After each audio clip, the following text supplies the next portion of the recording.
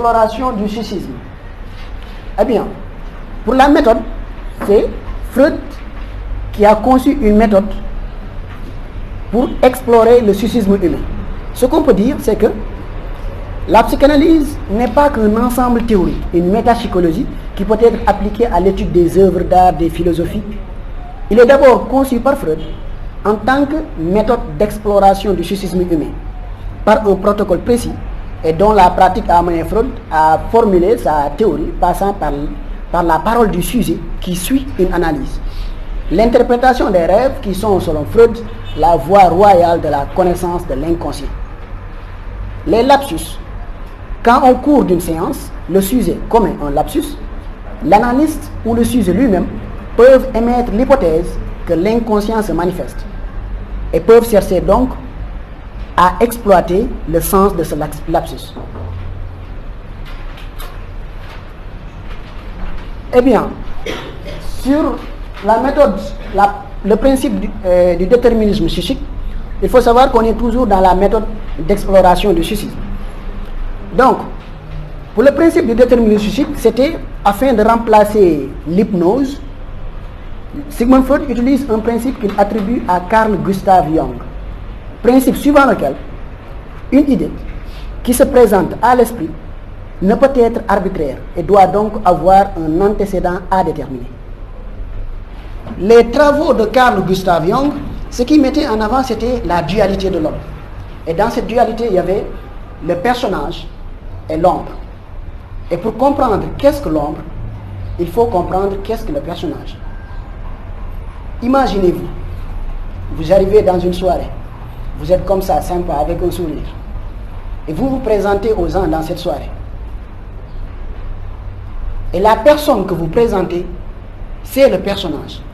Et c'est une partie de ce que vous êtes, mais pas l'intégralité de ce que vous êtes. Du coup, ce personnage a pour but d'être accepté par les gens. Et vous allez être sympa avec un sourire. D'un moment à un autre, il y a des gens qui vont vous couper la parole, vous bousculer, vous dominer d'une façon indirecte ou directe. Et vous n'allez pas forcément réagir, parce que votre besoin primaire à ce moment-là, c'est le besoin d'acceptation.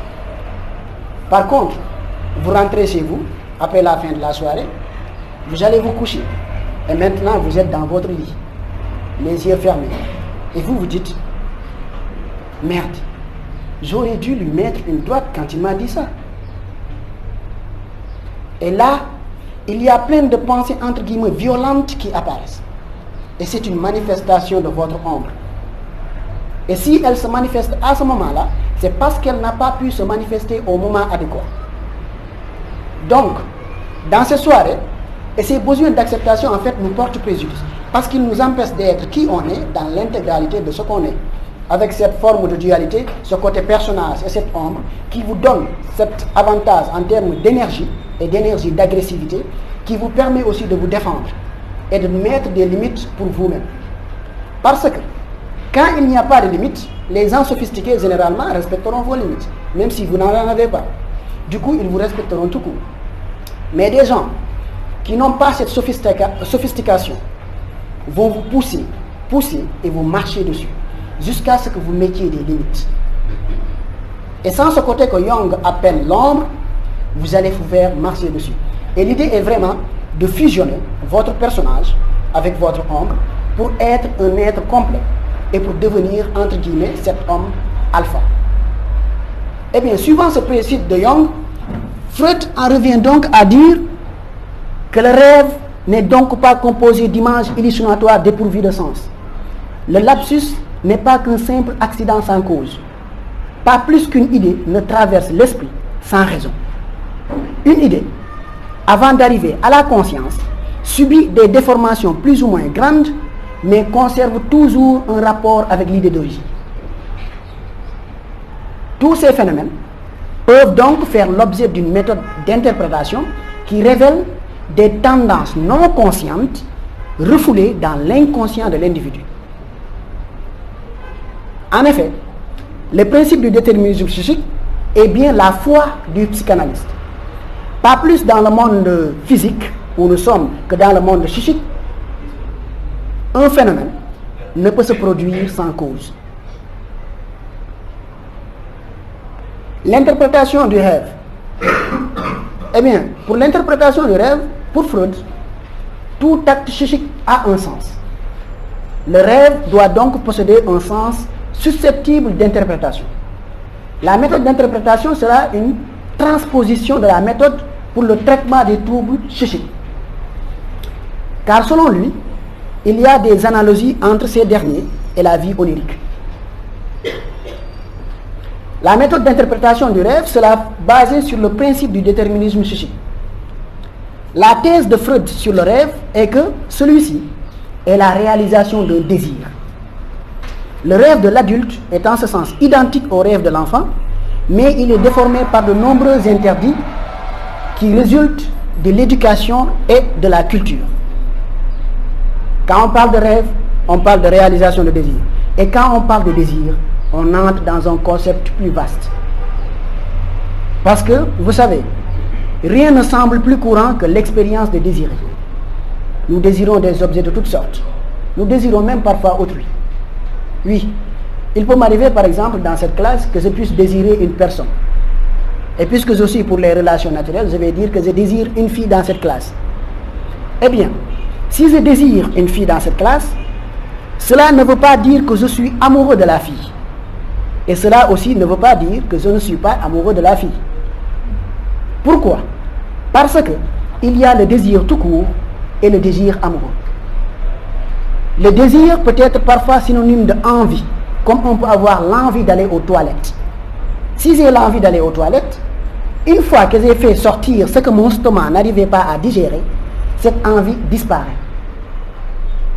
Mais, savez-vous ce qu'un homme préfère entre une bonne fille de ferme et une salope sur talon aigu? Je vais poursuivre sans attendre de réponse. Aucune des deux.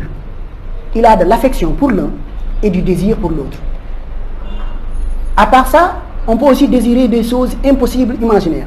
Et cependant, quand on arrive à expliquer quel est l'acte qui se cache derrière toutes ces activités, la difficulté apparaît.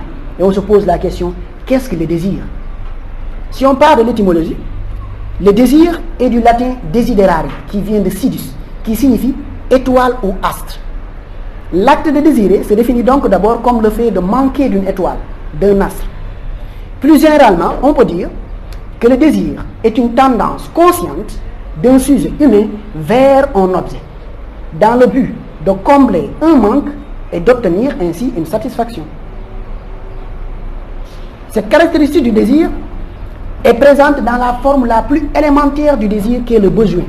Le besoin qu'on peut définir comme un désir naturel et nécessaire. Par exemple, le besoin de manger. Le besoin de manger est d'abord ressenti comme un manque de nourriture qui est suivi d'une satisfaction quand il est comblé. Cette satisfaction prend alors le nom de plaisir. Mais on retrouve aussi cette caractéristique du désir dans le cas du désir amoureux. L'amoureux est celui qui cherche son autre, qui cherche à jouir de sa présence. En ce sens, aimer, ce n'est pas de grandes déclarations. Ce sont des choses simples et sans raison. C'est dire, veux-tu un café? Es-tu fatigué? Est-ce que je peux faire quelque chose pour toi? C'est un coup de téléphone. C'est une lettre. C'est une petite surprise. C'est une invitation du cœur. C'est aller prendre une marche ensemble. Mais, si le désir est forcément lié à un manque, il est aussi lié à la souffrance. Car manquer d'une chose fait souvent souffrir. Néanmoins, l'homme ne résulte-t-il pas de désirer et donc de souffrir en désirant?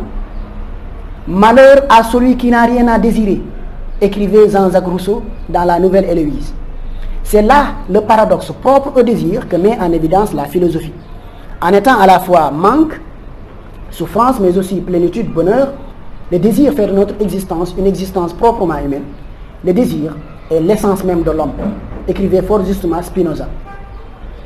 Si on revient sur le cas du rêve, eh bien le rêve est donc composé du contenu manifeste du rêve, c'est-à-dire les images qu'on en retient, ce qui parvient à la conscience, et du contenu latent, le sens inconscient, fruit du travail du rêve. Freud distingue plusieurs mécanismes psychiques. Il y a la dramatisation, la figuration, la condensation et le déplacement.